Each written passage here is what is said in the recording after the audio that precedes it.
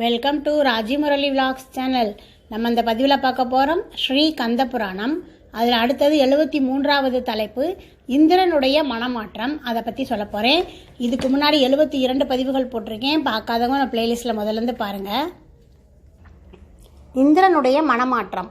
தேவலோகத்திலே ஆனந்தமாக அரசு புரிந்து வந்த இந்திரன் ஒரு நாள் பழைய நினைவுகளில் மூழ்கினான். சூரபத்மனுக்கு பயந்து அவனிட்ட பணிகளை செய்ததும் அவனுடைய கொடுமைகளுக்கு ஆளாக விரும்பாமல் ஓடி ஒளிந்து திரிந்ததும் அவனுக்கு கசந்தது. அனைத்தையும் துறந்து இறைவனை குறித்து தவமிருந்து முக்தியை அடைய விரும்பினான். இந்திரனுடைய எண்ணத்தை பிரகஸ்பதி உணர்ந்தார். தேவராஜ பதவியை விட்டு விலகி தவம் செய்ய அவன் செல்வது அவருக்கு விருப்பமாக படவில்லை. அவனுடைய எண்ணத்தை மாற்ற வேண்டுமென முடிவு செய்து அவனை தேடி இந்திரபுரிக்கு சென்றார். ஆசாரியாரை கண்டதும் இந்திரன் ஆசனத்தை விட்டு இறங்கி ஓடி வந்து நமஸ்கரித்து அவரை வரவேற்று உபச்சாரங்கள் பல செய்தான். பிரகஸ்பதி இந்திரனை பார்த்து, தேவராஜா, உன் மனத்திலே ஓர் எண்ணம் தோன்றியிருப்பதை அறிவேன்.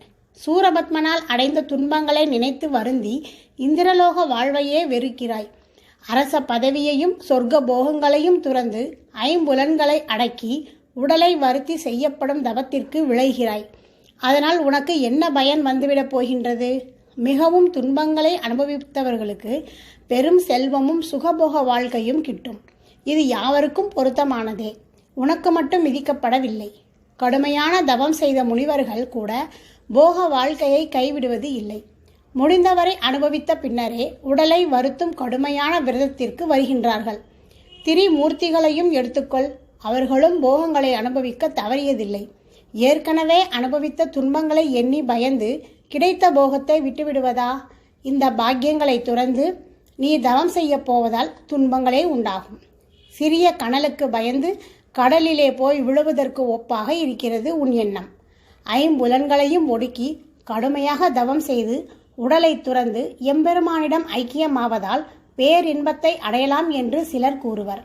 ஆனால் அந்த இன்பத்தை அடைந்தவர்கள் யாராவது அதை பற்றி கூற கேட்டிருக்கிறாயா? சிலர் கூறும் முக்தியை பேரின்பமாக எண்ணி கிடைத்த போகத்தை இழக்க எண்ணம் கொள்கிறாய்.